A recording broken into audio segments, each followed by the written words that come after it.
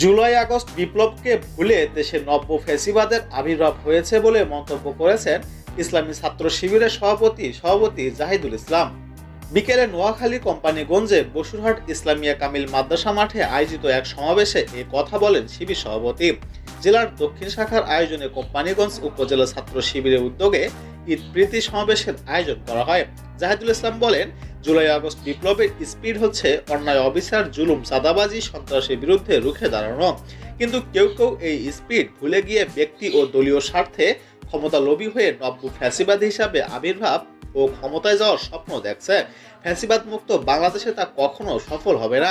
আবারও দেশপ্রেমিক, সৎ ও ক্ষুধাভীরু, নির্ভীক, তাকুয়া, গুণাবলী সম্পূর্ণ ছাত্র জনতা নব্য ফ্যাসিবাদকে রুখে দিতে রক্তদান ও শহীদ হতে প্রস্তুত আছে। তিনি আরো বলেন, যাদের রক্ত ও আত্মদানের ফলে আজ মুক্ত বাংলাদেশে কথা বলছেন, ক্ষমতার চেয়ারে বসে আছেন, ক্ষমতায় যাওয়ার স্বপ্ন দেখছেন, সেই শহীদদের রক্তের সঙ্গে বিশ্বাসঘাতকতা করা যাবে না। আর যদি ভারতীয় প্রেসক্রিপশন অনুযায়ী করেন, তাহলে শেখ হাসিনার আওয়ামী লীগ ফ্যাসিবাদের পতনের চাইতেও কঠিন ভাগ্যবরণ করতে হবে।